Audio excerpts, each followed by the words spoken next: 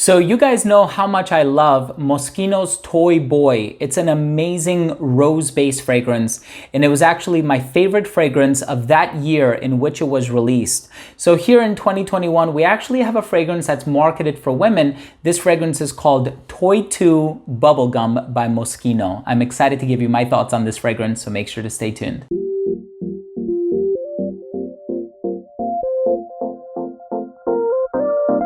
Now, before I begin my fragrance review of Toy 2 Bubblegum by Moschino, and I tell you all about this fragrance, what I get from the smell, performance, versatility, all of that good stuff, I do want to mention that if you are a fan of fragrance-related content, if you like perfume reviews just like this, but also top 10 videos, giveaways, unboxings, and more, please do consider supporting this channel by subscribing to it. All you have to do is click on that red button in the corner. It would mean so much to me, and while you're at it, please give this video a thumbs up. It would mean a lot. So the original Toy by Moschino was actually released in 2014, and I believe that fragrance was composed by Alexandra Kozinski. And then 4 years later, in 2018, we had Toy 2. Now, Toy 2 is in a glass bottle. That one is a little bit more on the floral, sort of magnolia, peony, apple side, maybe a little spicy and musky as well. That one was composed by, I think, Fabrice Pellegrin and Alberto Morillas. And here we actually have a Givaudan perfumer, Olivier Pichot. Olivier Pichot has one of the most impressive resumes that I have ever seen. You have, oh my goodness, 1 Million by Paco Rabanne, Mont Blanc Explorer, Mont Blanc Legend, Versace Eros Flame, Parfum de Marly Herod. If you go through the entire resume, you see so many amazing fragrances, some of which are some of my favorites of all time. So of course, with a name like bubblegum, you expect this fragrance to smell like bubblegum. So it has candied fruits, it has cinnamon, it has ginger, peach, it has a little bit of like an orangey, sort of bitter orange nuance to it as well. Bulgarian rose, which I think is a really standout note in this one, but it also has this bubblegum accord before you make it to the base, which has like muscat and broxin and a few other ingredients that I'll talk about very shortly. So I'm very excited to talk to you about the smell of this fragrance and how much I think it smells like bubblegum. But let's start things off with the presentation.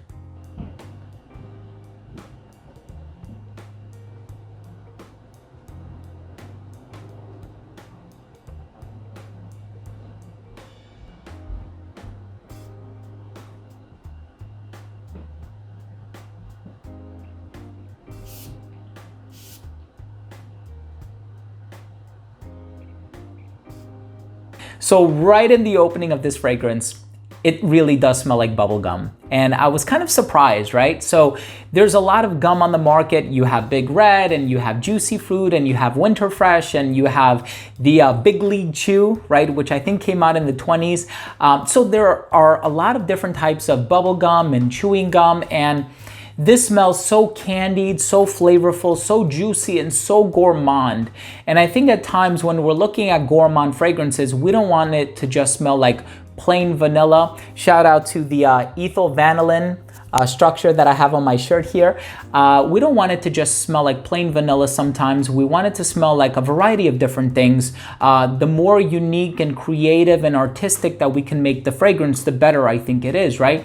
I know Healy has a fragrance that smells like bubblegum, and it's comprised primarily of floral ingredients. There are a lot of floral ingredients used in this one as well, namely the Bulgarian rose, and in the dry down, you definitely do smell that rose, but it has this sort of cinnamon candied fruit vibe in the opening, which really does smell a lot like bubblegum. And so it opens up very sweet, very gourmand. This is the type of sweetness that people would call cloying. And this is the type of sweetness that people would call cavity inducing. But I think if that's what you're going for, and this is the kind of fragrance that you're looking for, something in the vein of, you know, the level of sweetness that you would get from like a Pink Sugar by Aquilina, or even Blue Sugar, or some of those other unapologetically sweet perfumes, you might even say Angel by Thierry Mugler. That's what you're going to get from this fragrance, and I really like the sweetness that is in this fragrance. Now, here's the thing. Would I personally be super confident and comfortable wearing this fragrance in public? I don't know. I'm kind of leaning towards I don't think so, just because it really all depends on where I'm going, what the situation is, what the scenario looks like. I wouldn't wear this to work, to be honest with you. But as a collector and as somebody who has many fragrances in his collection, I really appreciate having a diversity of a lot of different fragrances with different genres and different olfactive personalities. And this is something unlike other fragrances that I've smelled before. And I think while I do enjoy that opening, that first 20 minutes where it really smells like bubblegum, I kind of like the dry down too. When that Bulgarian rose comes out and it actually does smell quite rosy and realistic, you gotta give it a second for the sweetness to really taper off. So here's the thing, can you wear this one in public, in an office setting? I think it's gonna smell sweet from top to bottom, but that bubblegum accord, that candied fruit accord really does go away after like the first 15 to 20 minutes. So maybe in the second or third hour of its longevity, it smells more like rose than anything else. And so in that case, when you have the rose and the smooth woods and the musk and the ambroxan, then I think, you know, you can wear this one out in public. And it might actually remind you a little bit of Toy Boy, which has a lot of rose. Now the rose in that fragrance is like 200% stronger. So you're going to get a faint rose in this one that in the opening is overshadowed by all of those gourmand ingredients, but in the dry down, it really starts to come out and you can start to appreciate that rosy vibe that you're gonna get from it. Perhaps in the dry down, it becomes a little softer, a little more subdued, and it might give you Delina by Parfum de Marly vibes, or maybe even Delina La Rosée, which is a little bit fresher. It has those dewy notes in it. But ultimately, this one is such an awesome fragrance in terms of the name and exactly what it was intended to convey. It's a fragrance that's supposed to smell like bubblegum, and it surely does smell like bubblegum. Don't ask me about the specific type or the specific brand. All I know is that I've actually tried this before, and this smell is so familiar, and there's something utterly nostalgic about it, where if you've chewed a lot of bubblegum when you were a kid, as soon as you smell this one, you will be reminded of some type of bubblegum that you've had as a kid. Again, I can't tell you what brand it is, but I really like this fragrance for its ability to take you down memory lane, so to speak. So let's go ahead and finish things off with my overall assessment. So first up, in terms of the uniqueness and the overall smell, this is a unique fragrance. While there are some other fragrances on the market, namely some that Olivier Pichot has worked on, like 1 Million by Paco Rabanne, people say that fragrance gives them a bubblegum vibe. This one will give 1 Million a run for its money. So if you try this one, it's like, whoa, I've smelled this before, and this actually does smell like bubblegum. So in terms of the originality, the uniqueness of the composition, I gotta give it high marks and high praise. Longevity on this fragrance is going to be about 7 hours, but this is such a non-linear fragrance. So it changes and it shifts and it morphs so much throughout the course of the longevity on your skin. So it opens up really sweet on those first 2 minutes, and then it becomes something rosy, and then it dries down to something faintly sweet but musky and a little creamy, woodsy. So it's a really interesting progression that you're going to get from this one. The projection is going to project quite well within an arm's length for the first 2 hours.